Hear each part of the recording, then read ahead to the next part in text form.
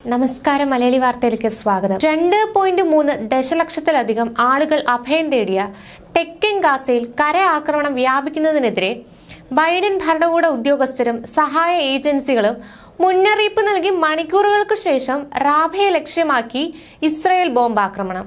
ഇന്നലെ പുലർച്ചെയാണ് തിങ്ങി നിറഞ്ഞ റാഫയിലെ ലക്ഷ്യങ്ങളിൽ ഇസ്രായേൽ ബോംബാക്രമണം ഉണ്ടായത്. യുദ്ധം അവസാനിപ്പിക്കാനുള്ള നയതന്ത്ര ശ്രമങ്ങൾ നടക്കുമ്പോഴും ഗാസയിൽ ഇസ്രായേലിന്റെ ആക്രമണം ശക്തമായി തുടരുന്നതിന്റെ സൂചനയാണിത്. ഇന്നലെ ബോംബാക്രമണത്തിൽ മധ്യ ഗാസയിലും റഫേലുമായി 15 പേർ കൊല്ലപ്പെട്ടു. ഗാസ ആക്രമിച്ച ഇസ്രായേൽ നടപടിയെ ന്യായീകരിച്ച US പ്രസിഡന്റ് റഫേലിലേക്ക് സൈന്യത്തെ അയക്കാനുള്ള ഇസ്രായേലിന്റെ പദ്ധതിയെ വിമർശിച്ചു.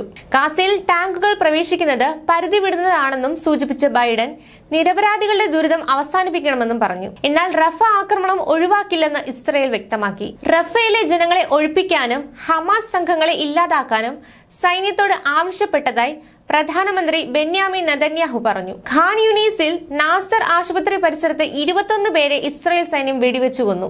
പലസ്തീൻ റെഡ് ക്രസന്റ് സൊസൈറ്റിയുടെ ആസ്ഥാനമായ അൽ അമൽ ആശുപത്രിയിലും സൈന്യം കയറി.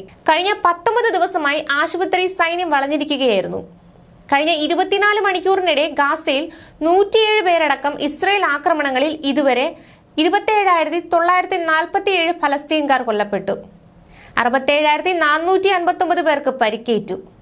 അറബ് വിദേശകാര്യ മന്ത്രിമാർ യോഗം ചേർന്ന ഗാസ വിഷയം ചർച്ച ചെയ്തു.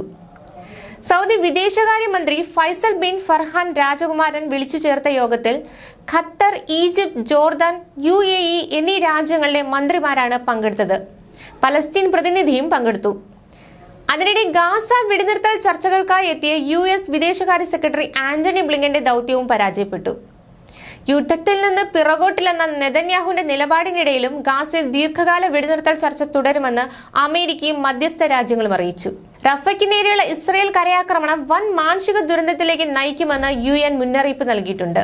വെടിനിർത്തൽ നിർദ്ദേശം അംഗീകരിക്കാൻ ഇസ്രായേൽ പ്രധാനമന്ത്രി ബെന്യാമിൻ നെതന്യാഹുവിന് മേൽ സമ്മർദ്ദം ചെലുത്താനുള്ള നീക്കം വിജയിക്കാതെയാണ് 4 ദിവസം നീണ്ട പശ്ചിമേഷ്യൻ സന്ദർശനം പൂർത്തീകരിച്ച് US state secretary Antony Blinken മടങ്ങിയത്. വെടിനിർത്തൽ കരാറിനോടുള്ള ഹമാസിന്റെ അനുകൂല പ്രതികരണം മികച്ച അവസരമായാണ് അമേരിക്ക കണ്ടത്. ഹമാസ് വ്യവസ്ഥകളോട് എതിർപ്പുണ്ടെങ്കിലും ബന്ദികളുടെ മോചനത്തിന് ചർച്ചകളിലൂടെ പരിഹാരം തേടാനുള്ള അവസരം നെതന്യാഹുവിന്റെ കടുംപിടുത്തം മൂലം ഇല്ലാതായെന്ന വിലയിരുത്തലിലാണ് അമേരിക്ക. ദീർഘകാലം വെടിനിർത്തൽ മുൻനിർത്തിയുള്ള ചർച്ചകൾ മുന്നോട്ട് പോകണമെന്ന നിലപാടാണ് തങ്ങൾക്കുള്ളതെന്ന് വൈറ്റ് ഹൌസ് പ്രതികരിച്ചിരുന്നു. 27,000 ഫലസ്തീനികളുടെ കൊലം മറച്ചുപിടിച്ച് പുടിന്റെ യുദ്ധക്കുറ്റങ്ങളെ വിമർശിക്കാൻ അമേരിക്കയ്ക്ക് എന്ത് അവകാശമുള്ളതെന്ന് നാളെ ലോകം ചോദിക്കുമെന്ന് US സെനറ്റർ ബെർണി സാൻഡേഴ്സ് പറഞ്ഞു. ഹമാസിനെ ദുർബലപ്പെടുത്തുകയല്ലാതെ തുരത്താൻ ഒരു നിലയ്ക്കും സാധ്യമല്ലെന്ന് US ഉദ്യോഗസ്ഥരുടെ വിലയിരുത്തൽ മുൻനിർത്തി ന്യൂയോർക്ക് ടൈംസ് റിപ്പോർട്ട് ചെയ്യുന്നു. അതിനിടെ ഇറാഖിലെ ഇറാൻ പിന്തുണയുള്ള സായുധ ഗ്രൂപ്പായ കത്തേബ് ഹിസ്ബുള്ളയിലെ തലവന്മാരെ ഒരാളെ അമേരിക്കൻ സൈന്യം വധിച്ചു. US സൈനികരെ ആക്രമിച്ചുള്ള പ്രത്യാക്രമണമാണ് സൈന്യം നടത്തിയത്. കൊലപ്പെടുത്തിയ ഭീകരന്റെ പേര് വെളിപ്പെടുത്തിയിട്ടില്ല. പെന്റഗൺ പുറത്തിറക്കിയ പ്രസ്താവനയിലാണ് ഇക്കാര്യം പറയുന്നത്. News desk